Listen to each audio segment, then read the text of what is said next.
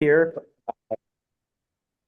There we go. Okay, so my name is Jim Ward. I'm actually a librarian by trade, but my one of my very first historical things that I became so interested in was the Titanic. When the movie came out in 1997, I became completely obsessed with it, reading everything I could on it, watching every documentary I could on it, and I was actually a history major at St. Joseph's in Patchogue, and I had to actually do a thesis, and I ended up doing it on the Titanic, and it did not even feel like doing work. It was just very fun to research and write about. So, and I just think it's one of the most interesting topics. It's the human story of what the dreams that people had about coming to America, and of course the human stories from the night of the sinking and the courage that took place. And I just think it's an important story to tell. And yeah, I'm happy you're here with me for Titanic, Voyage, and Legacy. So before we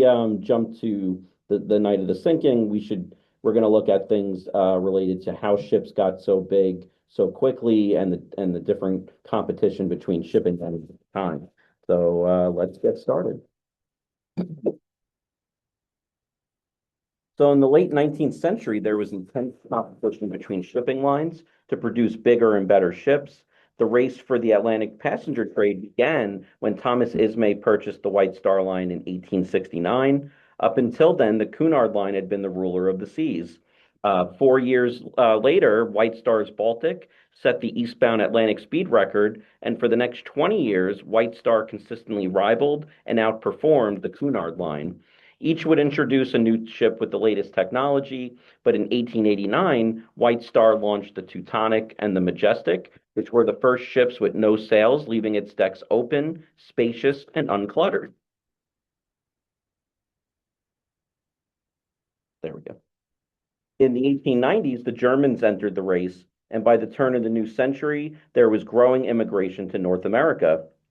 Larger numbers of wealthy travelers also had increased the commercial potential of the passenger trade, which led to American financier J.P. Morgan to buy up shipping companies to form a trust operating under the name International Mercantile Marine.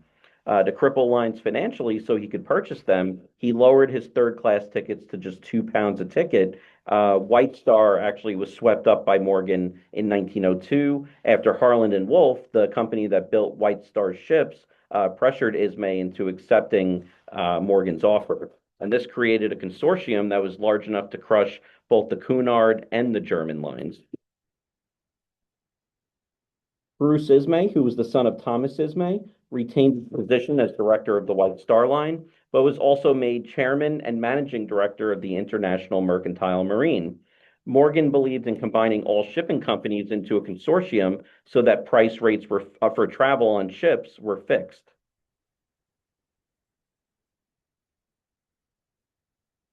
In 1906, the Cunard Line launched the Lusitania and the Mauretania, and these new liners were fast, luxurious, and imposing, and nothing else like them had ever been built. They were the fastest and largest ships in the world. Mauretania ended up winning the Blue Ribbon in 1907, which was the yearly award for the fastest Atlantic crossing in either direction. Bruce Ismay met with Harland and Wolff's director, Lord William Peary, in the summer of 1907 to discuss how to respond to Cunard's two majestic liners. And they decided to build three new ships. The first one was going to be Olympic, the second, Titanic, and the third, which was supposed to originally be named Gigantic, later became known as Britannic. And I assume that's because after the sinking, it probably wasn't good PR for White Star to name something gigantic after what happened to Titanic. And these new ships would be 50% larger than Lusitania's 30,000 gross tons and nearly 100 feet longer than its 790 feet. Ismay and Peary had agreed to build the largest, most luxurious ships that the world had ever seen. The first keel plate was laid for Titanic on March 31st, 1909. The major technological achievement of Titanic was its watertight compartments. It had 16 compartments formed by 15 watertight bulkheads. These were normally left open during the ship's operations, and there were a series of watertight doors that connected these compartments, and they could be closed by a switch from the bridge in the event of an emergency. So Titanic was designed to float with any two of its compartments flooded. They could also float with the first three or even the first four compartments flooded.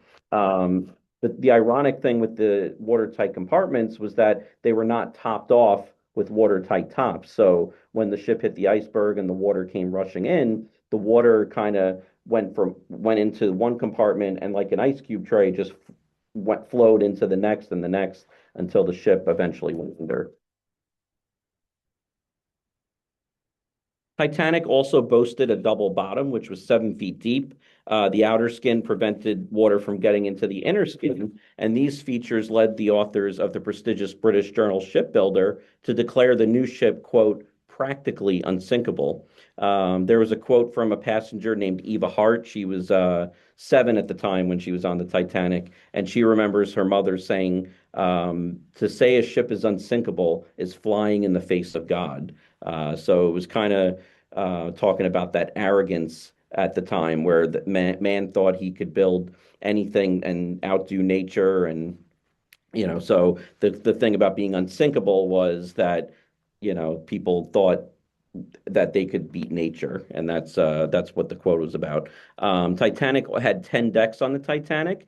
You had the boat deck, I'm sorry, decks A through G, and two lower decks for the ship's machinery, known as the orlop and tank top decks.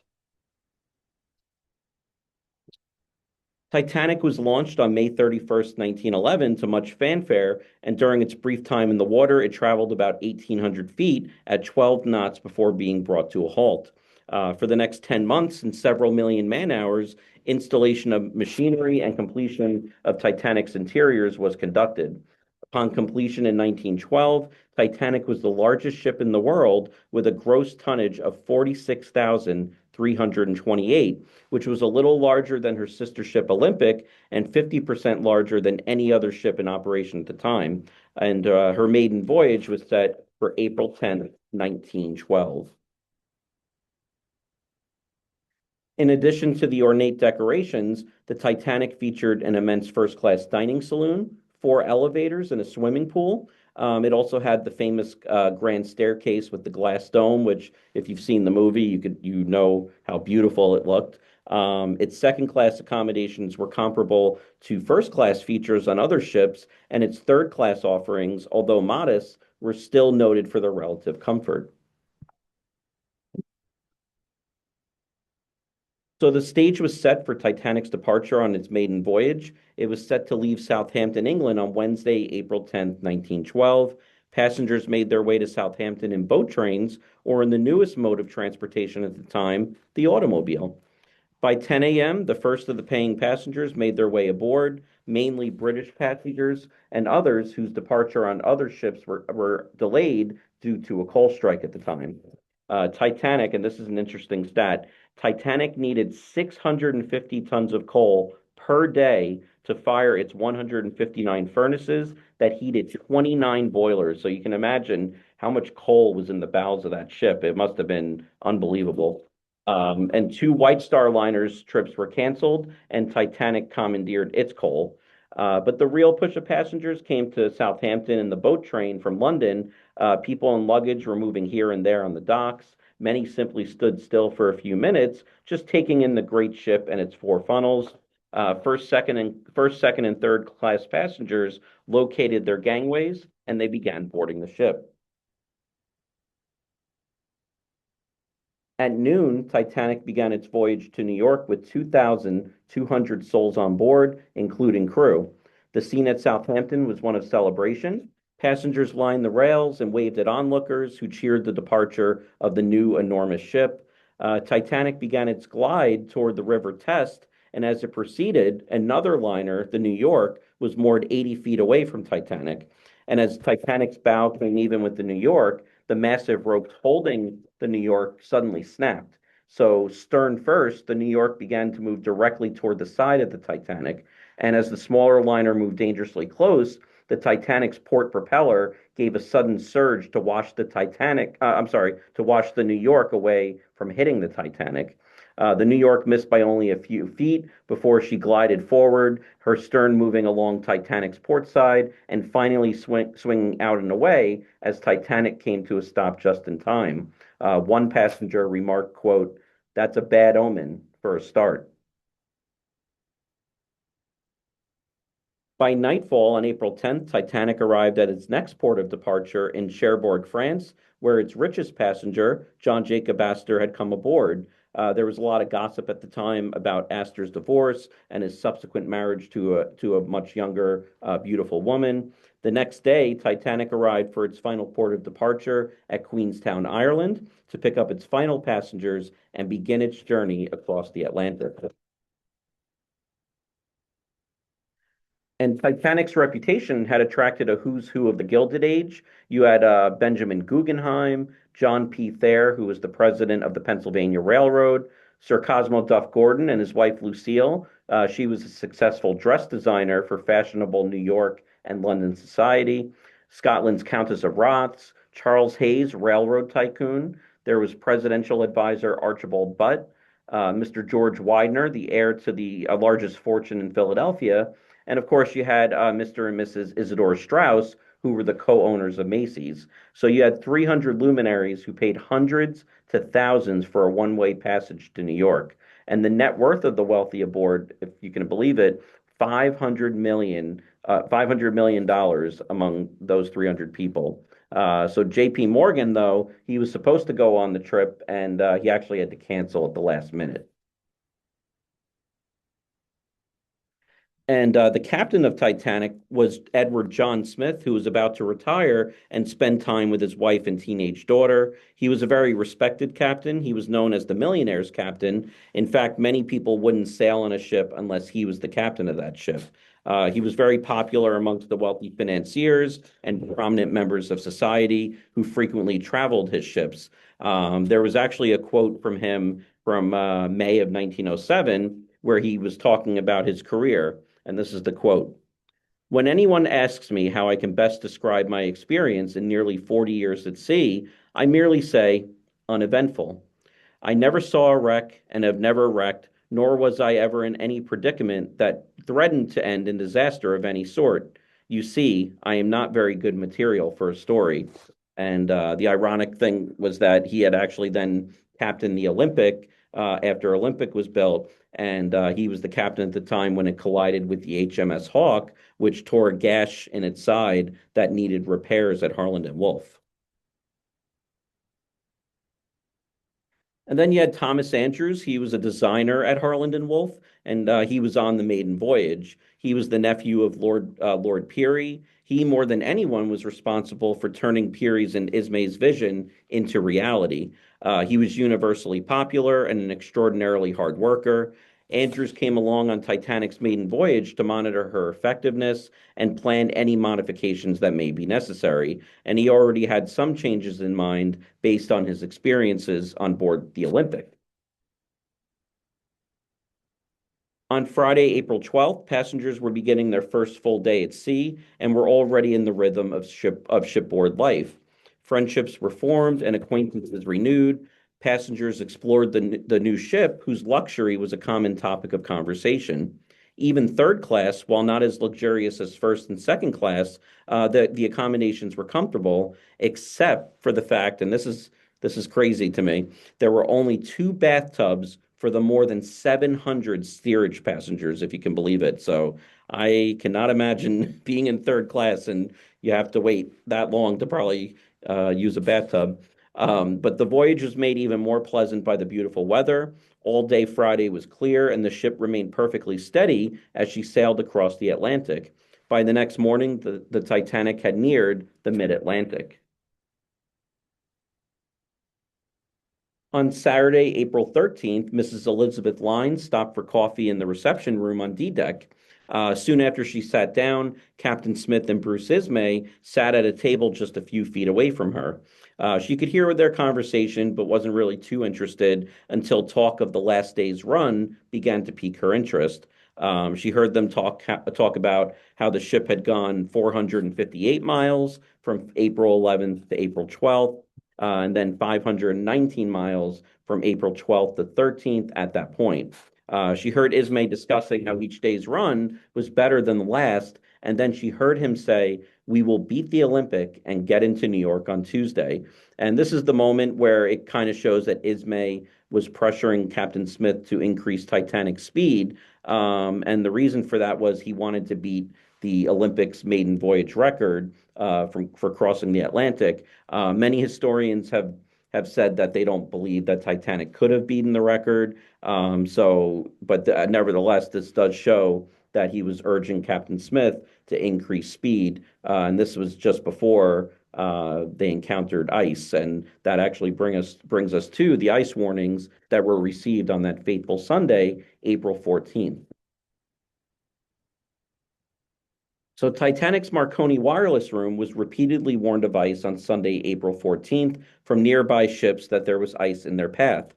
Six warnings came in on this day, and if heeded, might have saved the ship and its passengers. The first warning was received at 9 a.m. from the Cunard liner Caronia, which reported, quote, bergs, growlers, and field ice. The next came at 11:40 a.m. from the Dutch liner Noordam, which basically reported the same message. A third came in at 1:42 p.m. from another White Star liner, the Baltic, stating, quote, icebergs and large field of ice, which was 250 miles away from Titanic. Another warning came in at 1:45 p.m. from a German ship, the America, which reported two large bergs. The next message didn't come in until 7:30 p.m. from the Leland liner Californian, which warned about three bergs 5 miles south of the Californian. And we'll actually discuss the Californian a little bit later in relation to the during the sinking and what her captain chose not to do to help Titanic. So the final message came from the Atlantic transport liner Masaba at 9:40 p.m. It warned of much heavy pack ice, great large number of icebergs, and field ice. This last message, besides being placed under the paperweight by Marconi operator Jack Phillips, also placed the Titanic in the rectangle of ice outlined by the warning. However, the thing with the Marconi wireless operators was that they were paid based on how many messages they sent for each of the paying passengers on the ship. So their priority was really to get those messages out for the paying customers. So this one in particular did not actually get to the bridge, and if it did get to the bridge, it would have shown the people running the ship and the captain that Titanic was in that rectangle of ice. So none of the messages were put together, and other warnings that went unheeded were from the crow's nest between 11:15 p.m. and 11:40 p.m. by lookout Frederick Fleet, who claimed to have reported ice to the bridge.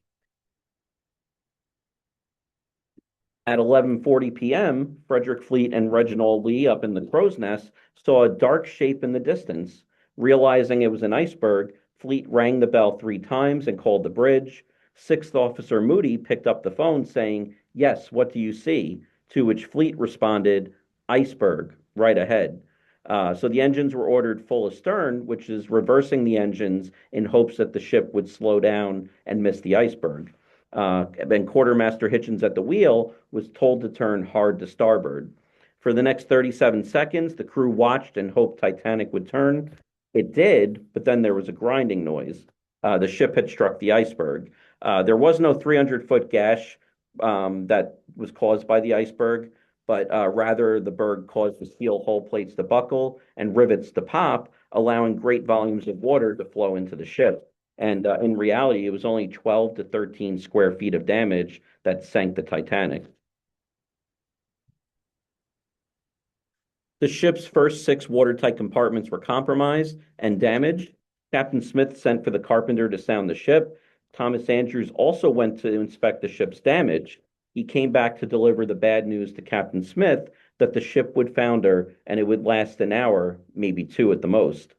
For Smith, Ismay, and Andrews, they knew one thing: there weren't enough lifeboats on board.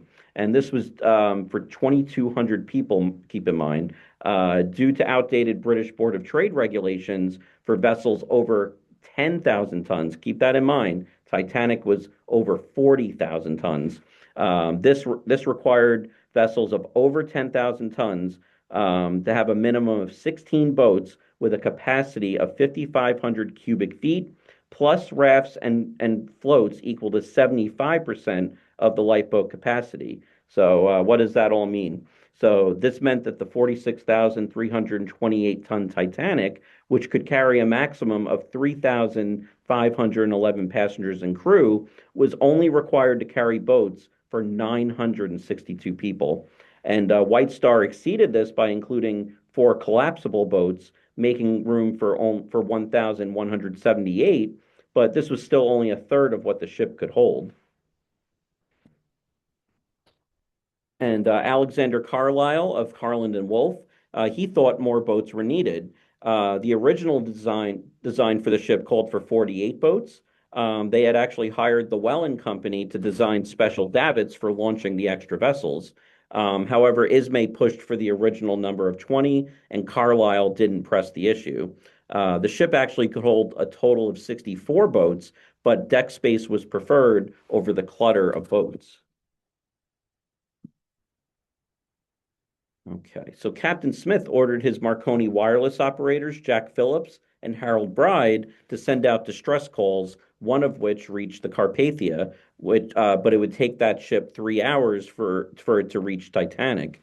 There was a light moment in the room when Harold Bride joked about using SOS. It's the new call instead of CQD. Another ship, the Californian, was also in the vicinity about 10 miles away, but its wireless had been turned off for the night, and rockets were sent up to try to alert them and any other ships in the area. But Stanley Lord, the captain of the Californian, never woke up his wireless operator, and no one tried to get in contact with Titanic to see, if they were actually in distress or if there was something else going on. And to the people on Titanic, while it was sinking, the Californian appeared to disappear.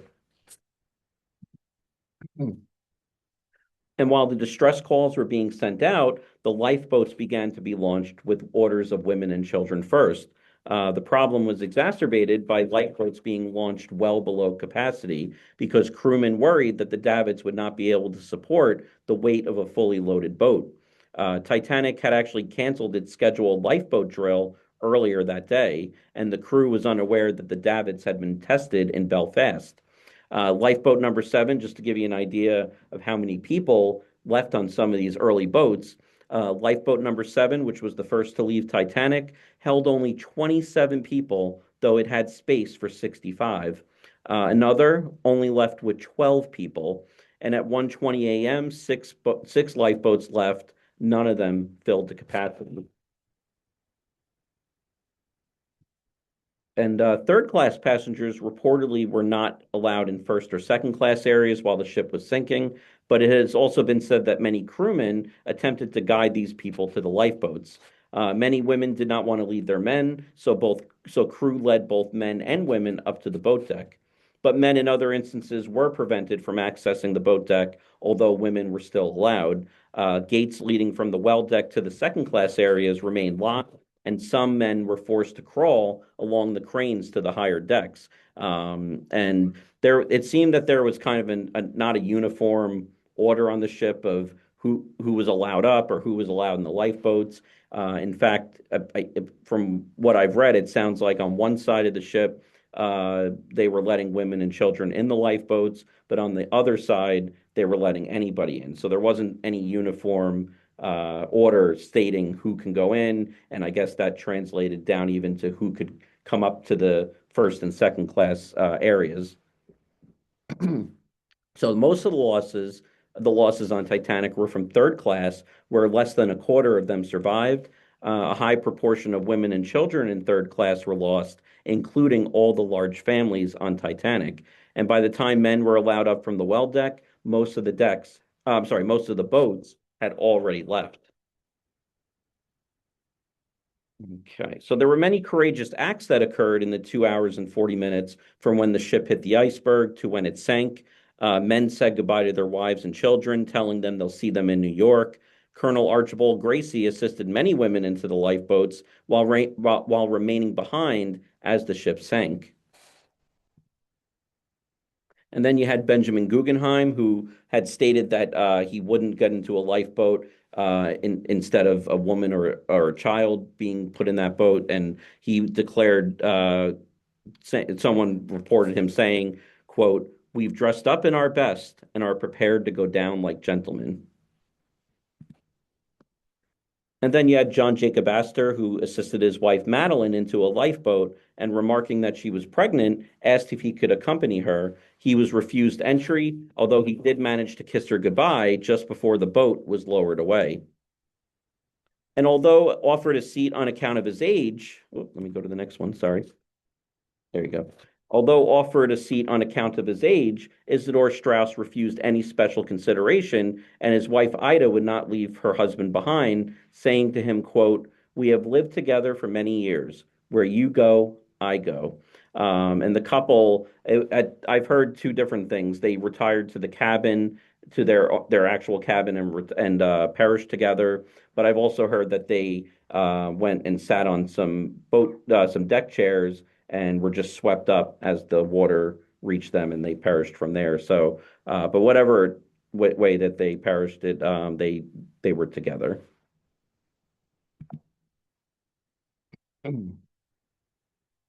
Okay. As passengers waited to enter the lifeboats, Titanic's band, led by Wallace Hartley, initially they were located in the first class lounge before eventually moving to the ship's deck, and they played music to try and help calm the passengers. Sources differ on how long that they performed, some reporting that it was shortly up until before the ship sank. There was also speculation surrounding the last song they performed. Some heard it as autumn, while others heard a more somber tone, "Nearer My God to Thee." "Nearer My God to Thee" is the one that you might have seen played in the recent Titanic movie in 1997. I think it's also been portrayed in the older ones as well. And none of the musicians survived the sinking.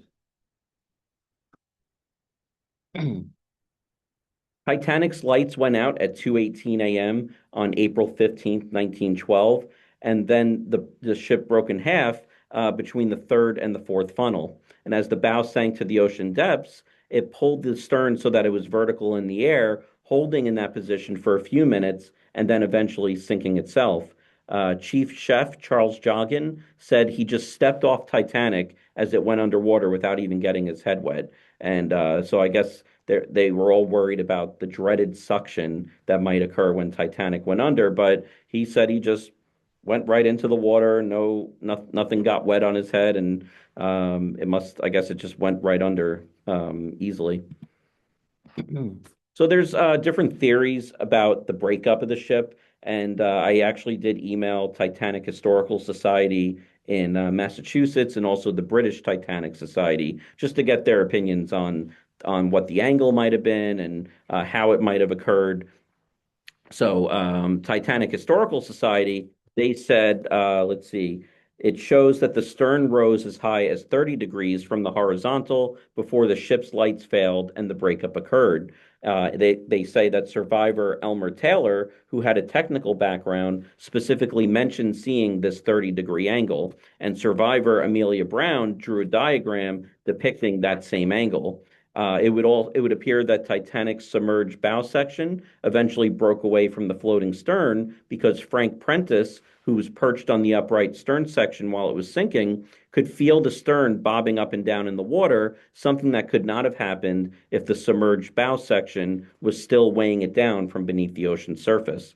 And then from British Titanic Society, they say the majority of the eyewitnesses said that the ship broke up at the surface and physics would tend to support them. As for the angle, it could have been as little as 12 to 15 degrees, as the strain on the keel would have been intolerable, even at such a shallow angle. But however, this debate has been going on since actually the ship sank and when it was found 70 years later. And I'm sure it'll continue because, I don't think there will ever be a definitive angle that it broke at that they can figure out.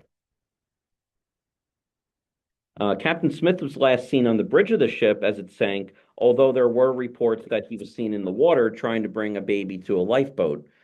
Thomas Andrews was last seen in the first class smoking room, staring blankly at a Norman Wilkinson painting over the fireplace that depicted the entrance to Plymouth Sound. He died as well. Bruce Ismay, he slipped off on collapsible boat C after he had been patrolling the boat deck, giving orders to the crew and overseeing the loading of the lifeboats. He was scorned by many for not going down with the ship.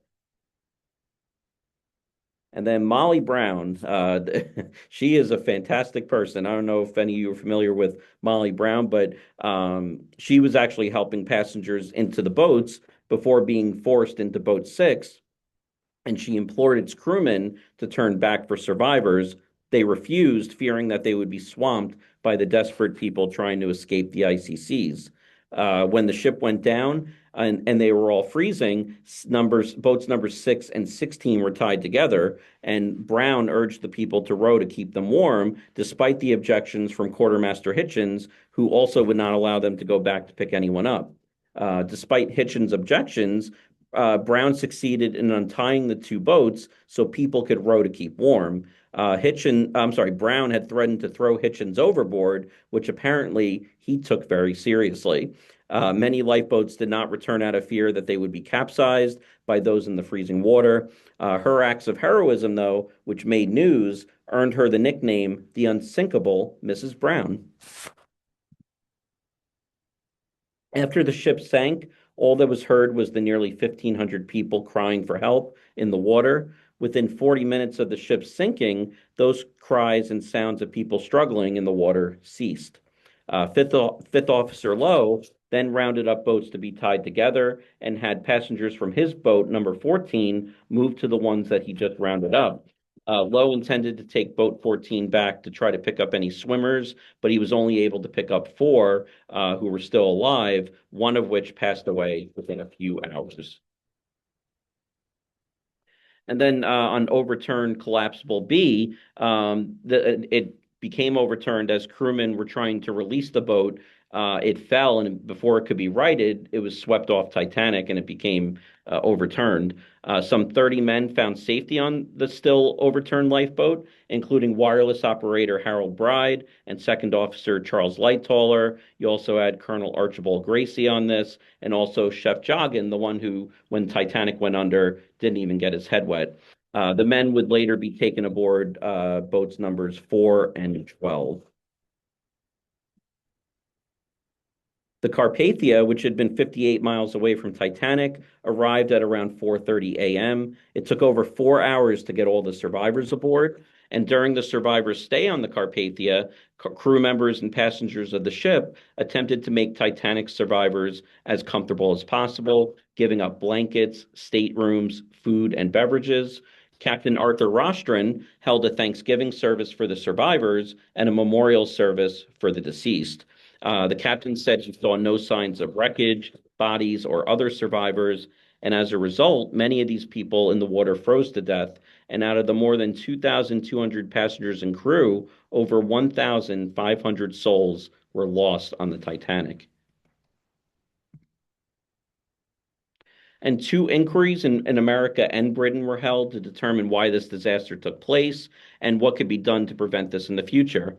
Both concluded and recommended that ships be built with the longitudinal bulkheads in addition to the vertical ones that were on Titanic, so that when water would start to flood one compartment, it wouldn't be able to flood over into the next.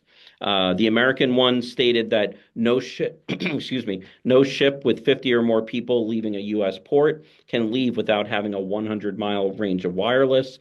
They also said that 24-hour wireless with auxiliary power supply should be on the ship, and plenty of people to man that wireless throughout the day. Both also recommended that ships be equipped with the proper amount of lifeboats and that it be calculated by the number of passengers and crew that a ship could hold and not by the gross tonnage of the ship. The American one also called for it to be a misdemeanor to fire distress rockets from a vessel out at sea for any other reason than a distress call. Congress did end up voting to move the summer route 60 miles south so that ships wouldn't encounter any hazardous ice. All right. And so the British one, they stated that Captain Smith was not convicted of, they said that he wouldn't be convicted of negligence because he maintained speed in good weather, and that was practice in the North Atlantic. Americans charged him with, quote, overconfidence and neglect to heed the oft repeated warnings of his friends. And Stanley Lord, who you're looking at right there, he was the captain of the Californian, the ship that was about 10 miles away, and the wireless was shut off, and he didn't wake up his wireless operator to see if Titanic was okay. However, he was vilified by both inquiries because he did not wake up the operator, and he could. They also said he could have reached Titanic so that there was no loss of life. The British one specifically said the Californian could have pushed through the ice and possibly saved all the passengers. But both recommended an international conference of nations to discuss safety aboard ships at sea. It was called the International Conference for the Safety of Life at Sea, and it endorsed many of the provisions in Senator Smith's bill regarding constructions of ships, boats required for all, ships had to slow down for ice or change course at night, and international distress signals were prohibited for any other use than distress. And all ships were required to have wireless, an increase in power of existing sets, and an auxiliary power as well. But the biggest contribution was the International Ice Patrol Service, that within a year would be actually become known as the U.S. Coast Guard. So that's how it got its start. Its job was to patrol for ice and report it to every ship. Initially, it was financed by 13 countries. Several expeditions had tried and failed to discover the final resting place of Titanic in the North Atlantic. In 1985, Dr. Robert Ballard, then a senior scientist at the Woods Hole Oceanographic Institution, and a French team led by Jean-Louis Michel of the Research Institute Ifremer, finally succeeded. The U.S. Navy had secretly commissioned Ballard to locate two Cold War era nuclear submarines that had sunk in the North Atlantic decades before. And Ballard agreed to help as long as he could also use that technology to search for the Titanic in the same area. He ended up finding and documenting those two submarines. The team was aboard Woodhull's research vessel Nor, using a remote operated vehicle, or ROV, to survey the deep sea. Instead of trying to locate the ship itself in a huge search area, the team concentrated on finding the Titanic's large debris field. So basically, where the debris field would be is soon thereafter you would find Titanic. As the engineers piloted the ROV, its camera transmitted pictures to the research vessel. And on September 1st, 1985, an image of one of Titanic's boilers, seen here, slowly came into view, the first time in 73 years that people had seen the ship. It lies 2.5 miles below the ocean surface, 400 miles off the coast of Newfoundland. Its stern and bow are separated from each other by nearly half a mile, with a large debris field in between. And you had to have known I was going to probably talk about the movie itself. So pop culture is saturated with movies and books about the sinking of the Titanic. There's literally hundreds of books on the ship. There were also a couple Titanic movies. You had Titanic from 1953, starring Barbara Stanwyck, Clifton Webb, and Robert Wagner. There was also A Night to Remember from 1958, which was based on the authoritative source on the Titanic of the same name by the historian Walter Lord.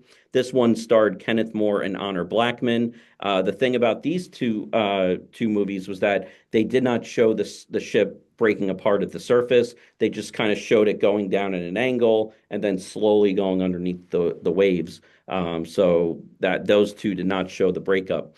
However, James Cameron's 1997 film Titanic either was the first or there might have been a TV movie that also showed the ship breaking up as well. And this one won 11 Oscars at the 1998 Academy Awards and significantly increased interest in the ill-fated ship.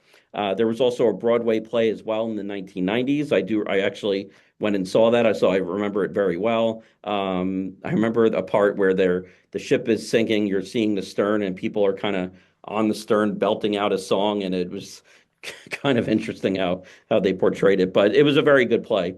And then there's also RMS Titanic Incorporated. They're the company that owns the rights to the wreck, and they've recovered many objects from the wreck and debris field and created traveling exhibits that allow history to come to life for generations to come. And that's all I've got. Does anyone have any questions, comments? Yes. I'm popping back on, Jim. There were some in the chat. Why don't we address those Yeah, first? sure. That'd be great. Uh, Let me close this just a little bit. There we go. one might be a query. It says, if we can go to the moon, how come we can't go to the bottom of the sea and search Titanic? That's from Sandy. Well, I mean, Uh, they have gone down to Titanic. And you know, they're I know people are probably thinking of the Titan from a couple years ago, but there are actual subs that can go down that to that depth, and they've actually had ROVs go inside the ship and look at different things. It's just it's a very fragile wreck. You know, there's bacteria eating away at the ship itself, so it's kind of hard to maneuver around the ship, unfortunately. But they have gone down. They do go. There's expeditions here and there that, for scientific purposes, they go down and view the wreck. but a diver couldn't get in there individually. Oh no, the pressure at that depth Yeah. would they would just implode. It would be over in 2 seconds. Yeah. And I'm assuming they don't want to move it because of all the souls lost. Yeah, there was a weird idea. I don't know if it was the 70s or the 80s. It might have been in the 70s. They actually no, I think it was when they found the ship in the 80s. So someone had an idea to put ping pongs inside the ship, ping pong balls, sorry, inside the ship, and they thought, "Oh, put those in and that'll help somehow raise it to the surface or something." I'm not sure what they were thinking with that. But and honestly, if you try to lift it now, it's like I said, it's so fragile, and Disintegrate. you know, the steel is being eaten by this bacteria that it would probably just collapse. Unbelievable. Okay, there's another question. Was the combined wealth of 500 million of, all the wealthy individuals that were on board in today's dollars or in dollars of Oh, the you time? know, oh, that was then. That was from then. Yeah. Wow. Yeah, so Wow. $500 million at that time. At that time. Yeah. Well, that just tells you the Hmm. incredible wealth. Yep. Yep. Um, if you translated that into today's dollars. And then I wonder if I had that here. Let me see. I have a little cheat sheet here. I wonder if I have that stat at all. Hmm. Yeah, I might not have that, unfortunately. another question was Titanic ever built to transport the Jewish population as part of the Shoah? Oh, I'm not familiar with that. What is that?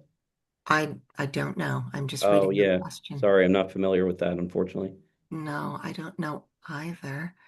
Rhonda said good presentation. Thank you, Oh, thank Jim. you. Thank you. And if anyone else has a question, this would be your chance. You can. Oh, Stanley Lord from the California, only 10 miles away. Was that Mhm. confirmed? He did not have communication. Yeah, I mean, Have his many communication people. operator on.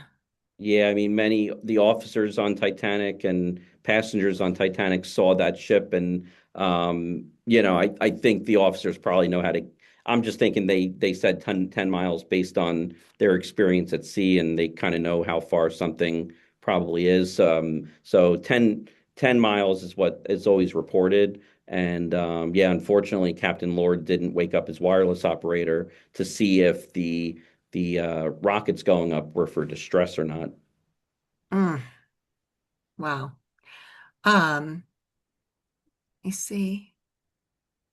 Lisa said she learned so much. Oh, great. Um, I'm looking. If anyone else has any questions, this is your time. Thank you for the clapping hands. Yeah. Oh, Copy. the heart. Thank you. Thank you. I know. There's always so I have a question which really was about of all those wealthy, the vast majority, how would you say it was split of that super elite crowd that survived and came off? Guggenheim Oh, did not. Guggenheim did not. Did not. The Countess of Roth survived. I believe, oh, geez, who Astor did not. Astor His did wife not. There was the did. Countess of Roths.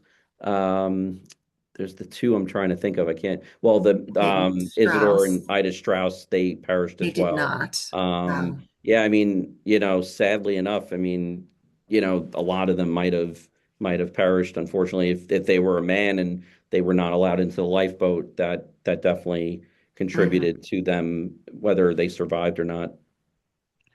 Oh, were the Strauss from Macy's attached to Abraham and Strauss Oh. as well? That is I don't have the answer to that. That is an excellent question. I I I don't know. I apologize for that. I don't know that answer. I'll have to I'm research that. trying to think if Abraham and Strauss had two S's. I don't, I used to, Oh, right, right, yeah. I'm not sure. It just came into my head, maybe. Right. Yeah, that I wish I No. had the answer. I'm sorry. Okay, we'll have to Google that one, Yes. I'm afraid. Um,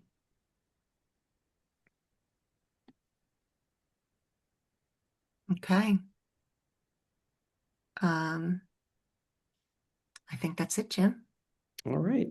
All Well, thank right. you Well, everyone for joining us. I thank you, really appreciate it.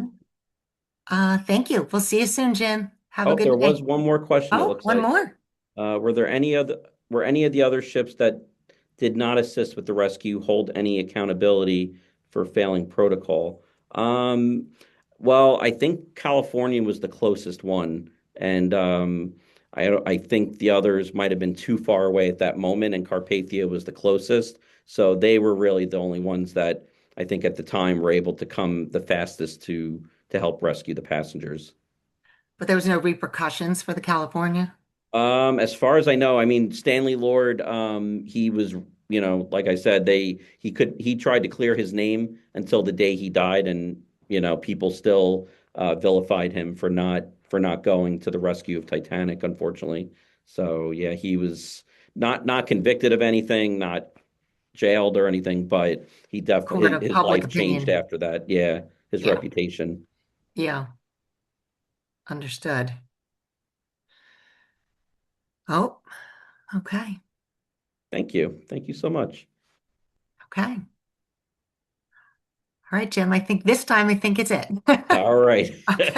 Thank you All so right. much. I appreciate it. All right. Thank you, everyone. All right. Bye, everyone. Good night. Good night. Good night. Thank you. Okay.